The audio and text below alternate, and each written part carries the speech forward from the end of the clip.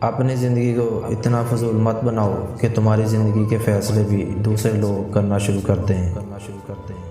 آپ اللہ کے کام میں کیوں نہ کہو، آپ اللہ سے یہ نہ پوچھو کہ اس نے ایسا کیوں کیا ہے، بلکہ آپ اپنے آپ کو تیار رکھو کہ وہ پوچھے گا کہ تم نے ایسا کیوں کیا ہے۔ اللہ کریم کے قریب ہو جانے کے دو ہی طریقے ہیں، ایک تو یہ ہے کہ سجدہ کرو، عبادت کرو، خدمت کرو، علم حاصل کرو، اللہ کے لیے سفر کرو، اور دوسرا یہ ہے کہ اس کے فیصلوں پر آمین کہہ دو۔ یہ آسان بلکہ سب سے آسان کام ہے۔ اگر آپ غم کو اللہ کا حکم سمجھ کر خاموش ہو گئے تو آپ کی زندگی محفوظ ہو گئی۔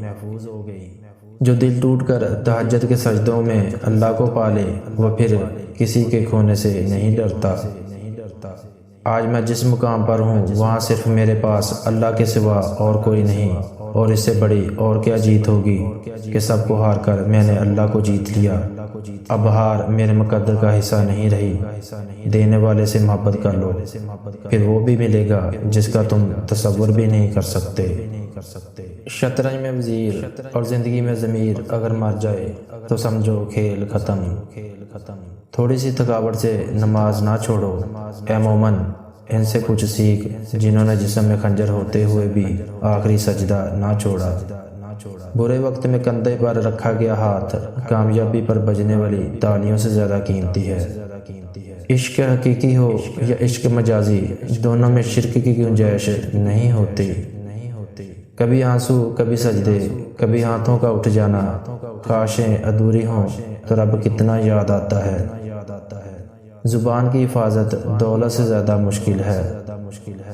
طلب سچی ہو اور پیاس جان لیوا ہو تو رہبر خود بخود دروازے پر آ کر دستک دیتا ہے۔ دنیا میں تمہارے لیے بدترین سزا یہ ہے کہ اللہ تمہاری زبانوں سے اپنا ذکر روک دے۔ وفادار شخص ہر حالت میں آپ کے ساتھ ہوتا ہے، حالات کے مطابق نہیں۔ قناعت سے کوئی شخص بھوکا نہیں مر جاتا، اور حرص سے کوئی شخص بادشاہ نہیں بن جاتا۔ اپنی انا کے لیے دوسروں کو جھکانے والا کبھی دوسروں کے دل میں اپنی جگہ نہیں بنا سکتا۔ ہم بدلنا تو چاہتے ہیں مگر دوسروں کو۔ اپنے لیے جینا کوئی زندگی نہیں ہے، جینا ہے تو اس کے لیے جیو جس نے زندگی دی ہے، مرنا ہے تو اس کے لیے مرو جس نے مارنے کا اختیار اپنے ہاتھ میں رکھا ہے۔ جو تکلیف تمہیں اللہ کے قریب کر دے وہ نعمت ہے۔ معاف کرنے کا یہ مطلب نہیں کہ اسے گلے سے لگا لیا جائے، اس کو دوست بنا لیا جائے۔ صرف ایک عہد کرنا ہوتا ہے کہ جو اذیت اس نے مجھے دی ہے وہ میں نے اس کو نہیں دینی۔ حضرت عمر فاروق رضی اللہ تعالیٰ عنہ نے فرمایا، انسان سم و صلاح سے نہیں بلکہ معاملہ سے پہچانا جاتا ہے۔ اگر آپ اپنی اولاد کو بدترین دوستوں سے بچانا چاہتے ہیں تو آپ خود اپنی اولاد کے بہترین دوست بن جائیں۔ دوست وہی جو تمہیں اس وقت پسند کرے جب تم کچھ بھی نہ ہو۔ انسان کا کردار سندل کے درخت جیسا ہونا چاہیے جو خود پر کلہاڑی کی ضرب کھا کر بھی کلہاڑی کو خوشبو سے مہکا دیتا ہے۔ عقل مندوں کو صبر مرغوب ہوتا ہے، جو بات کرنے کے مقابلے میں صبر اختیار کرتا ہے آسمان سے بلند ہو جاتا ہے۔ بڑا غضب کا نظارہ ہے اس عجیب سی دنیا کا، لوگ سب بٹورنے میں لگے ہیں خالی ہاتھ جانے کے لیے۔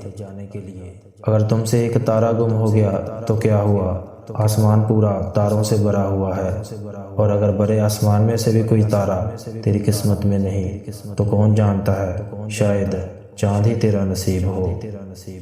جو آپ کے پاس ہے وہ ان سب چیزوں سے بہتر ہے جو آپ کے پاس نہیں ہے۔ تمہاری سب سے بڑی جیت پتہ ہے کیا ہے؟ تم بدلہ نہ لو، معاف کر دو اسے جس نے تمہیں سب سے زیادہ تکلیف دی ہے۔